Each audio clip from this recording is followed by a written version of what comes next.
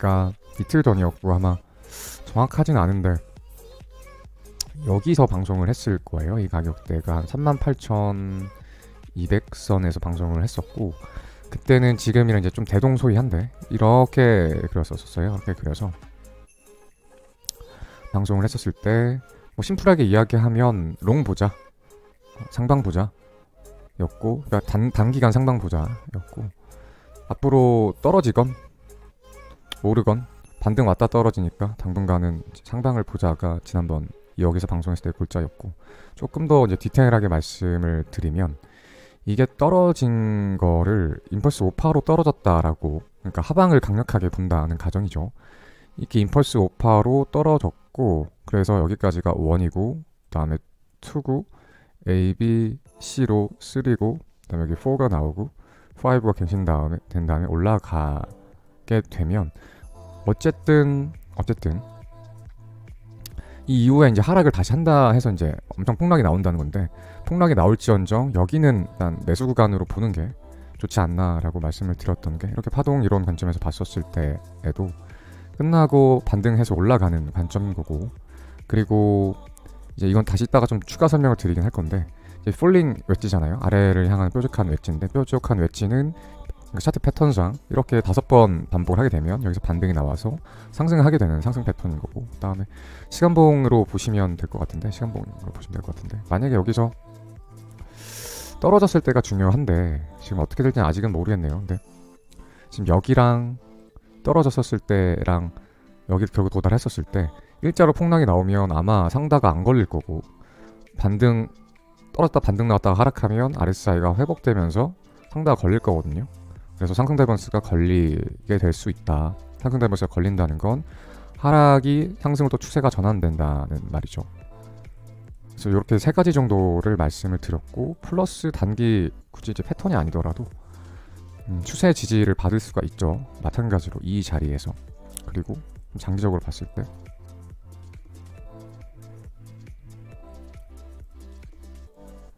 이렇게 추세를 그어봐도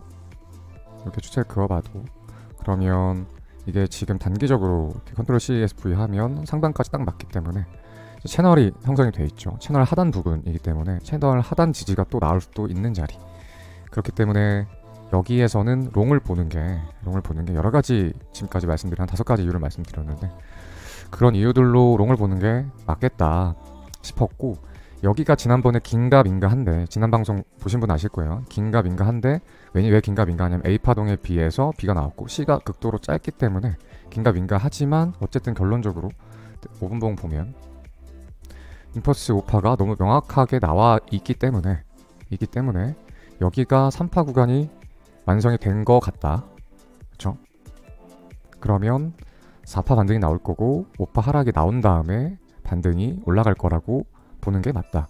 이 분석이었으면 어떻게 했었어야 될까? 이렇게 추세를 그었죠. 그러면 이 관점에서는 여기에서는 일단은 글쎄요, 저 같은 경우는 이 자리를 기다릴 거긴 한데, 만약에 내가 데이 트레이딩을 억지로 한다라고 했었을 때 당연히 롱 보자고 했으니까 롱 봐야 되는 거고, 올라갔었을 때는 롱을 입절을 해야 되고, 그 다음에 숏으로 스위칭하지 않았을까? 롱 탄 거 입절하고 숏으로 스위칭하지 않았을까? 근데 만약에 트렌드 라인을 이렇게 걷다라고 하면 여기서 손절이 아마 나갔을 것이고, 근데 이제 초보는 제가 이게 진짜 하나 아쉬웠는데, 왠지 많이들 속았지 않았을까? 왜냐면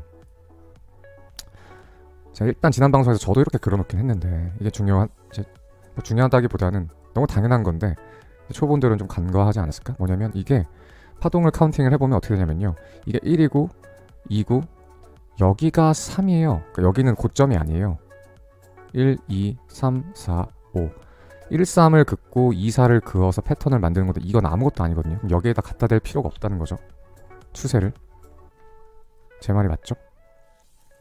그러면 그어야 되는 건 여기와 여기, 그 다음에 여기와 여기이기 때문에 이렇게 트렌드를 긋는 게 맞겠죠. 그렇게 봤었을 때는 아마 여기서 숏하고 여기서 손절이 안 나갔을 거예요. 근데 이제 저도 너무 초보 같은 실수를 한 게, 사실 저 이제 매매 계획이 지난 방송에서 없다고 말씀드렸잖아요. 근데 실제로 매매를 했어요. 어떻게 매매를 했냐면 이제 여기서 숏을 타고 또 여기서 추가 숏을 타고 그래서 여기서 찐 바닥에서 진짜 바닥에서 70% 익절을 하고 여기서 30% 손절을 쳤습니다. 그래서 이렇게 숏 70% 익절 30%의 약손절 이렇게 했었는데 저도 이렇게만 그어놓고 밖에서 이제 저녁 약속이 있어서 저녁 시간에 핸드폰을 들여다보다가 가격 알람이 울리고 4만이 뚫린 걸 보고 그냥 시장가로 포지션 종료를 해서 30% 남은 거를 손절을 쳤는데 새벽에 집에 와서 생각해보니까 이게 아무것도 아니더라고요. 집에 와서 생각해보니까 차분하게 봤었어야 되는데 집에 와서 생각해보니까 저게 아무것도 아니 이건 아무 구간도 아니고 여기가 1이고 여기가 2고 여기가 3이고 여기가 4여서 2, 4 긋고 1, 3 그어야 되는데 여기 아무 의미가 없는 거였는데 내가 여기서 왜 손절을 했을까? 라는 자괴감이 들더라고요.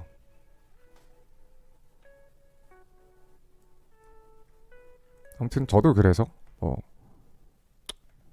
근데 어쨌든 이 수익 보긴 했는데 어쨌든 뭐 그렇게 좋진 않았다. 확실히 요즘 이제 차트 볼 때 집중력이 떨어져 있죠. 정신이 딴 데 팔려 있어가지고 옛날 같았으면 이런 초보적인 실수를 안 했을 텐데 이렇게 트렌드 라인을 긋는 초보적인 실수를 안 했을 텐데 초보적인 실수를 하면서 약손절이 나간 게 참 아쉽다. 술 마셨냐고? 저는 방송 안 하는 날은 거의 항상 술을 마십니다.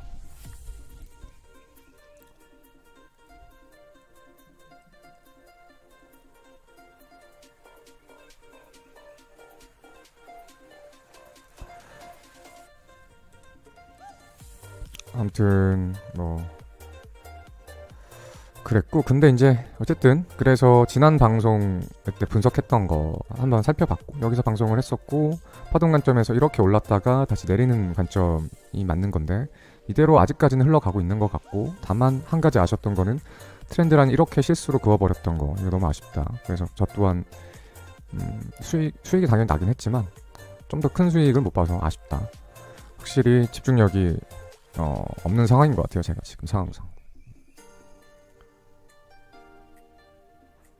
지금이나 저기다 그을 수 있는 거 아니냐고. 그러니까 설명을 했는데 못 알아듣는 거 보면은 이론적 배경이 머릿속에 아예 없죠. 엔딩 다이아고날이라는 또는 폴링 웨지나 라이징 웨지 패턴이라는 이해도가 전혀 없으니까 질문을 하신 거고 모르니까 어쩔 수 없어요. 좀 그 기본적인 패턴은 자주 나오는 패턴은 네이버에 검색해도 다 나오기 때문에 지금이니까 이렇게나 그을 수 있는 게 아니고 애초에 이렇게 긋지를 말았어야 된다는 이야기를 하는 거예요.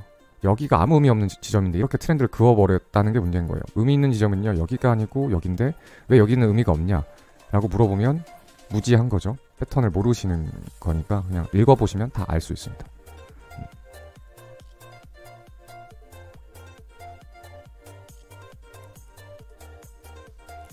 근데 이제 한 가지 걸리는 점이 있어요. 그 지난번 방송 대비 뭐 예측했던 어쨌든 그 선 안에서 지금 반등 나왔다 다시 하락을 하고 있는 것 같고 물론 여기를 다시 넘겨버리면 엔딩이 아니겠죠. 근데 지금 하나 조금 걸리는 게 뭐가 있냐면 그래서 지금 차트를 이제 볼 건데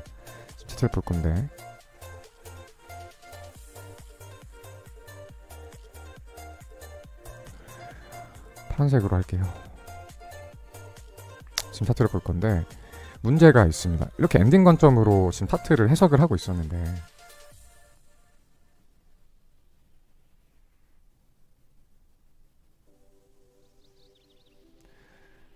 아이고 설명을 못하면 패턴 보면 다 나온다고 꼭 이런다고? 그 어디서 병신 같은 유튜버들 방송 보고 와서 왜 제 방송에서 격을 떨어뜨리는 이야기를 해요. 설명해주기 최소한 그 사람이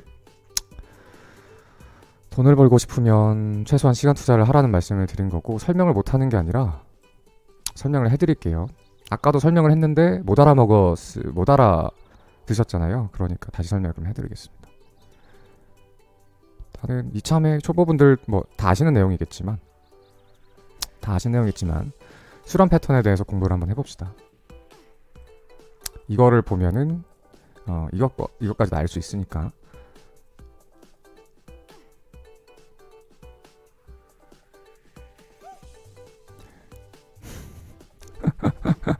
아이고 싸우지들 마세요. 모를 수도 있지. 좀 그리고 저 불신의 눈이 많을 수도 있어요. 불신할 수도 있어. 왜냐면 워낙 사기꾼이 많으니까. 어쨌든 이제 삼각 수렴하고 폴링 엣지 라이징 엣지 짧게 공부하고 갈게요. 어차피 이것도 한 번은 정리해두면 좋아요, 여러분들. 그러니까 삼각 수렴이라는 개념이 있어요. 가격이 원래 보통 이제 가격은 뭐 어떻게 보면 오르거나 떨어지거나 아니면 이제 오르고 떨어짐을 반복하면서 횡보하거나인데 대표적인 이제 횡보 패턴이죠. 근데 삼각 수렴이라는 건 횡보 패턴인데 특징을 한번 살펴봅시다. 보통은 가격이 이렇게 상승을 예를 들어서 하다가 고점을 맞고 지금 저항이 와서 이렇게 떨어졌다. 근데 다시 떨어지지 않고 또 반등이 와서 올라갔다. 근데 또 떨어진다. 이러면서 이게 첫 번째죠. 1번이고 2번이고 3번이고 4번이고 그렇죠. 고점이 낮아지고 있고 저점이 올라가고 있으면서 가격이 점점 수렴한다. 이게 삼각수렴인데 이제 플러스 기본적으로 뭘 봐야 되느냐. 단순히 고점이 낮아지고 저점이 올라가면 수렴이냐. 아니요, 이건 좀 페이크일 확률이 좀 높고 볼륨이 삼각수렴 입구 시작에서부터 끝날 때까지 디클라인, 그러니까 감소하는 경향이 있어야 가격이 이렇게 수렴할 때 볼륨도 이런 식으로 빠져주는 경향이 있어야 완벽한 삼각수렴이라고 볼 수가 있고, 그다음에 이제 처음 이제 차트 패턴을 공부하시는 분들께서 좀 이제 유의하셔야 될 거는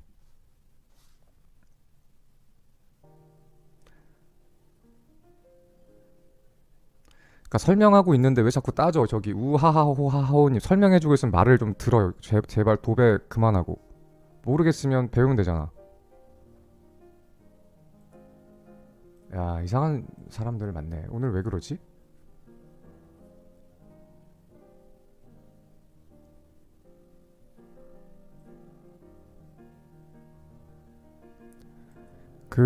보기 싫으면 나가시면 됩니다.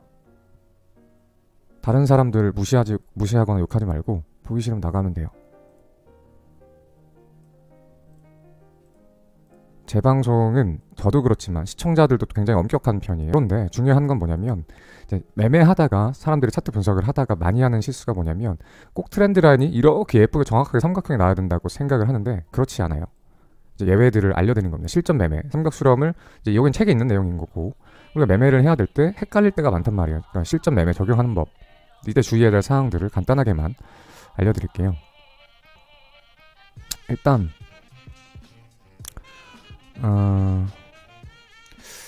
과거 삼각수렴 나왔던 게 있으면 좋은데 예를 들면 이때를 직전으로 예를 들게요. 직전을 좋은 예가 여기 있네.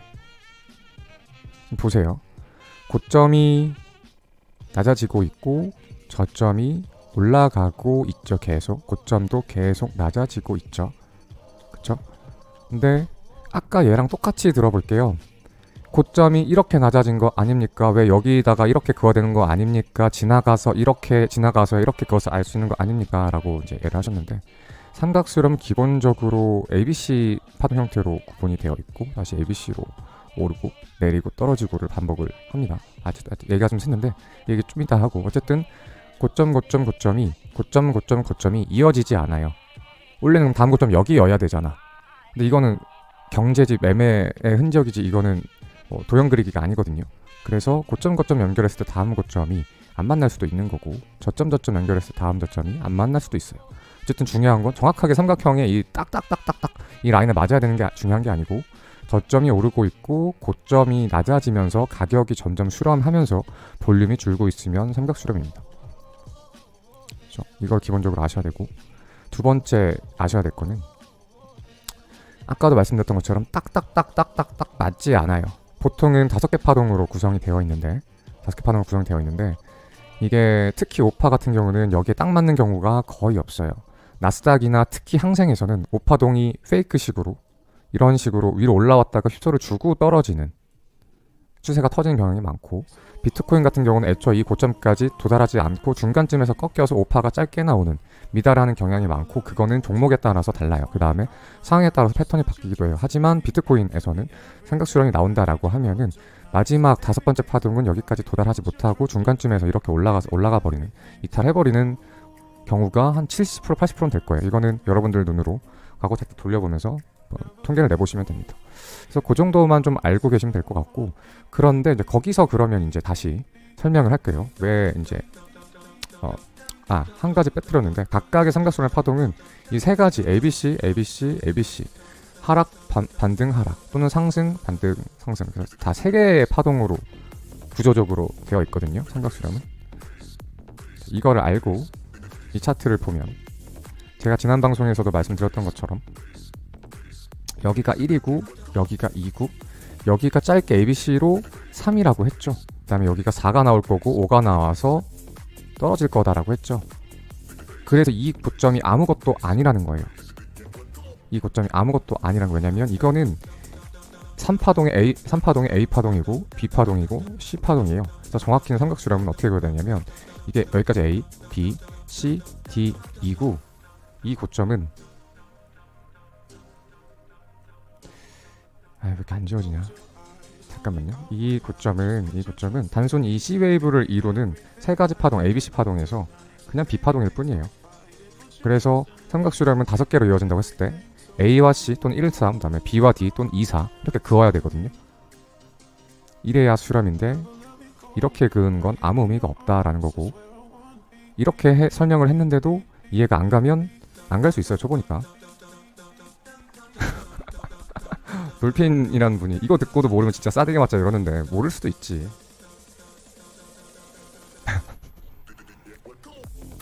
아무튼 그렇고 다시 삼각수렴으로 넘어와서 보통 5개의 파동으로 구성이 되는데 이렇게 위와 아래가 대칭형인 삼각수렴을 대칭형 삼각형이라고 해요. 시메트리컬 트라이앵글이라고 하고 이렇게 대칭형 삼각수렴이 되면 수렴 끝에서는 방향이 크게 터지는데 터질 때 상방으로 갈 수도 있고 하방으로 갈 수도 있고 5대5의 확률을 보통 보입니다. 그래서 대칭형 삼각형은 어떻게 쓰냐, 고점이 낮아지다가 고점이 넘기는 순간이 있다라고 하면 이거 상방으로 추세가 터졌구나 하고서 추격롱을 타서 이 구간을 수익 구간으로 가져가고요.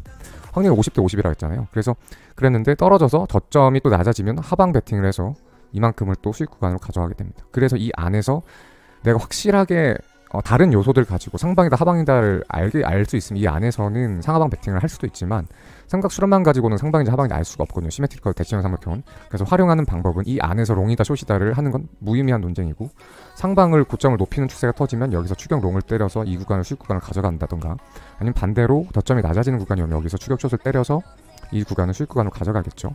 그래서 삼각수렴은 실전 매매에서 이렇게 활용을 하는 게 베스트라고 저는 생각을 합니다. 그리고 이제 기본적인 거고 그런데 삼각수렴이긴 한데 수렴이 이렇게 꼭지가 위로 올라간 패턴의 삼각수렴이 있어요. 똑같아요. 1번, 2번, 3번, 4번, 5번. 이거를 차트 패턴에서는 이제 라이징 웨지가 라이징 오르는 쪽에 있다 라고 하고 이거는 대표적인 하락 추세 전환 패턴입니다. 이 삼각수렴이 대칭형 삼각형이 위 아래가 둘 다 갈 수 있다라고 하면 이 라이징 웨지는 대표적으로 하락으로 추세가 전환되는 패턴인 거고 반대로 삼각형이 이렇게 미안 그림을 제가 못 그립니다. 이런 식으로 떨어지는 폴링 웨지 패턴이면 대표적으로 상방으로 추세가 전환되는 패턴입니다. 그래서 이렇게 세 가지만 알면 되고 특히 시메트리컬일 때보다는 폴링이나 라이징 웨지에서 휩소가 많이 나오는데 그 휩소라는 거는 우리가 공부했던 이 전략을 무시하게끔 전략을 페이크를 주는 거죠. 예를 들면 이런 거죠. 특히 이제 폴링 웨지에서 항생이나 나스닥에서 많이 나오는데 이제 1, 2, 3, 4, 5가 나오면 우린 여기서 숏을 치거든요. 왜? 떨어지는 패턴이니까 숏을 치겠죠. 근데 뚫고 올라가면 수렴이 아니었네 라고 해서 손절을 칩니다. 그러면 이 손절 물량을 먹고 스탑 헌팅이라고 하죠. 손절 물량을 억지로 스퀴징해서 짜내서 휩소를 주고 폭락하는 거죠. 그래서 이제 이 차트 패턴을 알고 숏 들어간 사람들을 받아먹고 내리는 이제 이런 휩소가 많이 나오는 게 나스닥하고 항생이고 비트코인은 조금 다르죠. 아까 제가 말씀드렸던 것처럼 여기 마지막 오파가 1, 2, 3, 4 오파가 닿지 않아요. 여기만 살짝 넘겨서 이렇게 미달되고 이렇게 떨어지는 경우가 더 많습니다. 무조건 이렇게 된다가 아니고 더 많습니다. 그래서 이 정도를 알고 계시면 삼각수렴은 무난하게 활용하실 수 있습니다.